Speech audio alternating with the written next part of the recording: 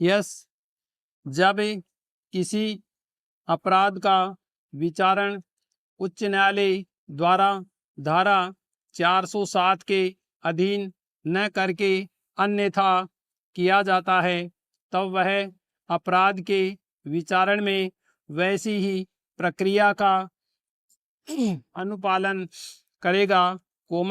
जिसका सेशन न्यायालय अनुपालन करता, विराम यदि उसके द्वारा उस मामले का विचारण किया जाता, विराम संघ के सशस्त्र बल से संबंधित तत्समय प्रवृत्त किसी अन्य विधि के सुसंगत नियम ऐसे मामले के लिए बना सकेगी जिनमें सेना या वायुसेना संबंधी विधि या अन्य ऐसी विधि के अधीन होने वाले व्यक्तियों का विचारण ऐसे न्यायालय द्वारा, जिसको यह संहिता लागू होता है, या सेना न्यायालय द्वारा किया जाएगा, तथा जब कोई व्यक्ति किसी मजिस्ट्रेट के समक्ष लाया जाता है और ऐसे अपराध के लिए आरोपित किया जाता है, जिसके लिए उसका विचारण या तो उसे न्यायालय द्वारा किया जा सकता है, तब ऐसा मजिस्ट्रेट ऐसे नियमों को ध्यान में रखेगा और उचित मामलों में उसे उस अपराध के कथन सहित जिसका उस पर अभियोग है, उस यूनिट के जिसका वह हो, कमान ऑफिसर को सेना न्यायालय द्वारा उसका विचारण किए जाने के प्रयोजन से सौंप देगा, विराम पैराग्राफ। जहां कोई व्यक्ति, किसी विधि के अधीन किसी अपराध के जो ऐसा अपराध नहीं है जिसके लिए उस विधि के अधीन मृत्यु दंड एक दंड के रूप में विनिर्दिष्ट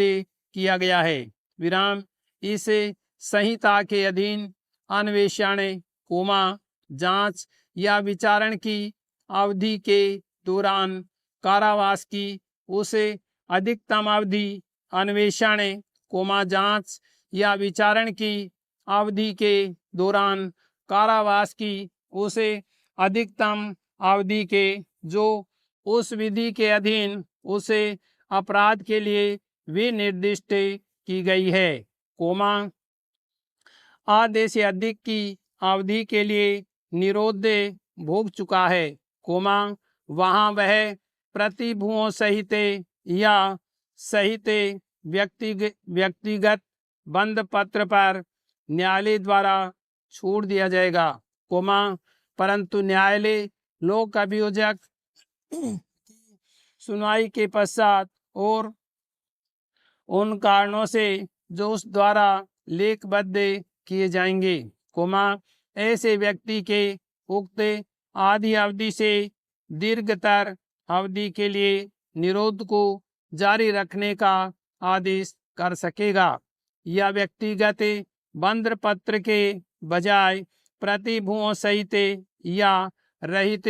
जमानत पर उसे छोड़ देगा,